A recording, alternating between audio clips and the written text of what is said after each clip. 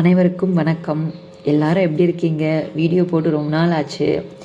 நான் ரொம்ப நல்லா இருக்கேன். நீங்கள் எப்படி இருக்கீங்க அப்படின்னு சொல்லிட்டு கண்டிப்பாக கமெண்ட்டில் வந்து சொல்லுங்கள். எல்லாரும் கமெண்ட் பண்ணுங்கள் வீடியோ எப்படி இருக்குது அப்படின்னு சொல்லிட்டு. இன்றைக்கி வந்து கண்டிப்பாக வந்து ஒரு இன்ட்ரெஸ்டிங்கான வீடியோ தான் நம்ம வந்து பார்க்க போகிறோம். எல்லாருக்குமே வந்து தெரிஞ்சிருக்கும், Anitha sister Real Sai Miracles அப்படின்ற ஒரு சேனல் வந்து யூடியூப் சேனல் ரன் பண்ணிகிட்டு இருக்காங்க. அவங்களோட வீடியோ வந்து நான் ஒரு 3 நாளைக்கு முன்னாடி பார்த்தேன்.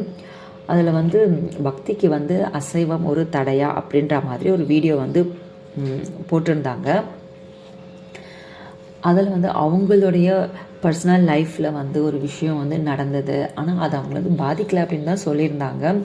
அவங்க கோவிலுக்கு போகும்போது ஒரு சிவனடியார் வந்து இவங்க வந்து எதேர்ச்சியாக வந்து ஒரு சிவலிங்கத்தை தொட்டு வணங்கும் பொழுது அவரை தொடாதீங்க அப்படின்னு சொல்லியிருக்காரு. ஏன்னா நீங்கள் வீட்டில் வந்து நீங்கள் நான்வெஜ் சாப்பிடுவீங்களான்னு அவங்கள கேட்க, அவங்க இல்லைன்னு சொல்ல, வீட்டில் சமைப்பீங்களான்னு கேட்க அனிதா சிஸ்டர் ஆமாம், பசங்களுக்காக ஹஸ்பண்ட்காக நான் செய்வேன்னு சொல்கிறாங்க.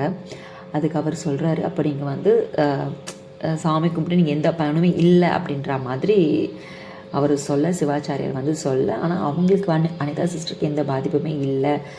ஆனால் அவங்களுக்கு என்னென்னா வந்து சிவபெருமான் வந்து ஏதாவது ஒரு ரூபத்தில் வந்து நம்ம கரெக்டாக தான் இருக்கணும், கரெக்டாக தான் இருக்கும் அப்படின்னு சொல்லிட்டு உணர்த்தணும் அப்படின்ற மாதிரி அவங்க கேட்டுட்டு இருந்திருக்காங்க. அப்போது வந்து அவங்க கிச்சனில் போயிட்டு அவங்க டீ போடும்பொழுது அவங்களோட டைல்ஸில் வந்து சிவன் வந்து பட்டை போட்டுட்டு அழகாக காய்ச்சி கொடுத்தார் அப்படின்னு சொல்லிட்டு அவங்க வீடியோவில் வந்து அட்டாச் பண்ணிகிட்டு இருந்தாங்க.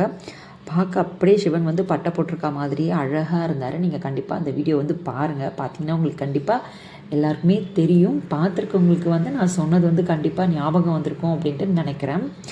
இதை ஏன் வந்து நான் இங்கே பதிவு பண்ணுறேன் அப்படின்னு பார்த்தீங்கன்னா, இப்போ நானுமே வந்து முருகர் கும்பிட்டுட்டு இருக்கேன். ஸோ நான்வெஜ்லாம் வந்துட்டு ரொம்ப நாள் ஆச்சு.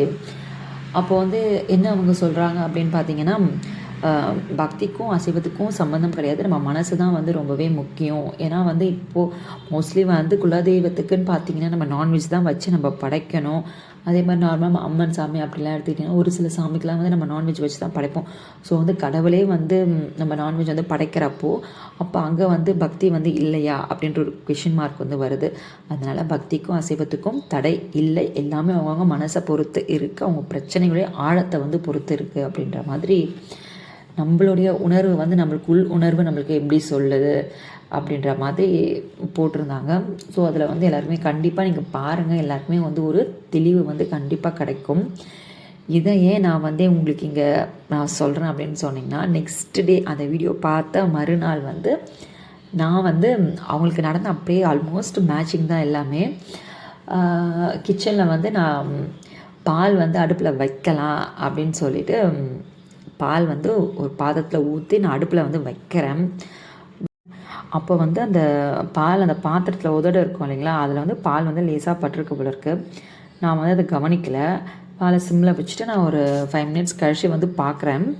அந்த பால் அந்த உதட்டில் பட்டிருக்கு பார்த்திங்களா, அப்படியே அழகாக வந்து ஒரு லிங்கம் தான், ஒரு பனிலிங்கம் மாதிரி ரொம்ப அழகாக இருந்தது. ரொம்ப ரொம்ப ரொம்ப ரொம்ப பார்க்க ஆச்சரியமாக இருந்துச்சு எனக்கு. நான் கொஞ்சம் கூட நான் எதிர்பார்க்கவே இல்லை. அவங்க சொன்னது அப்படியே எனக்கு ரிலேட்டபிளாக இருந்துச்சு. அவங்க வந்து அனிதா சிஸ்டர் வந்து எப்படி வந்து சிவன் வந்து எனக்கு ஏதாவது ஒரு ரூபத்தில் வந்து எனக்கு காட்சி கொடு, கரெக்டாக தான் இருக்கேன் அப்படின்ற மாதிரி அவங்க கேட்டாங்களோ, நான் வந்து அதை கேட்காமே வந்து எனக்கு சிவன் வந்து அழகாக காட்சி கொடுத்த மாதிரி எனக்கு இருந்தது. ஏன்னா வந்து பிகாஸ் அவங்களுக்கும் வந்து அந்த கிச்சன் டைல்ஸில் வந்து அவங்களுக்கு காட்சி கொடுத்தார் அப்படின்ட்டு வந்து அதே மாதிரி எனக்கும் வந்து கிச்சனில் பால் வந்து நான் காய்ச்சும் போது எனக்கும் அதே மாதிரி வந்து சிவபெருமான் வந்து அழகாக காட்சி கொடுத்தார். நான் அட்டாச் பண்ணுறேன் அந்த வீடியோவை, நீங்கள் பாருங்கள். பார்த்துட்டு கண்டிப்பாக கமெண்ட்டில் வந்து என்கிட்ட சொல்லுங்கள். பாருங்கள், இதுதான் அந்த ஒயிட் கலரில் நான் பார்த்தேன் அப்படின்னு சொன்னேன் இல்லைங்களா, அப்படியே அழகாக ஒயிட் கலரில் பனிலிங்கம் மாதிரி ரொம்ப அழகாக இருந்தது. எனக்கே பார்க்கும்போது ரொம்ப ஆச்சரியமாக இருந்தது. அது பாருங்கள் எவ்வளோ அழகாக வந்து லிங்கம் மாதிரி கரெக்டாக அழகாக வந்திருக்கு. இது தானாகவே அது வந்தது.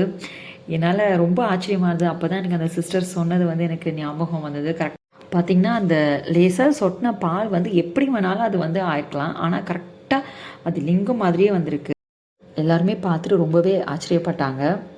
அப்போ தான் அந்த சிஸ்டரோட வீடியோ வந்து எனக்கு அழகாக கனெக்ட் ஆச்சு. என்னுடைய பல கேள்விக்குமே வந்து அழகாக ஒரு பதிலாக வந்து ஒரு அமைஞ்சது. ரொம்ப சந்தோஷமாக இருந்தது எனக்கு. நீங்கள் இந்த வீடியோவை பார்த்துட்டு என்ன ஃபீல் பண்ணுறீங்க அப்படின்னு சொல்லிட்டு கண்டிப்பாக வந்து கமெண்ட்டில் போடுங்க. எல்லாருக்குமே வந்து ரொம்ப நன்றி. பார்த்த எல்லாருக்கும் ரொம்ப ரொம்ப ரொம்ப நன்றி.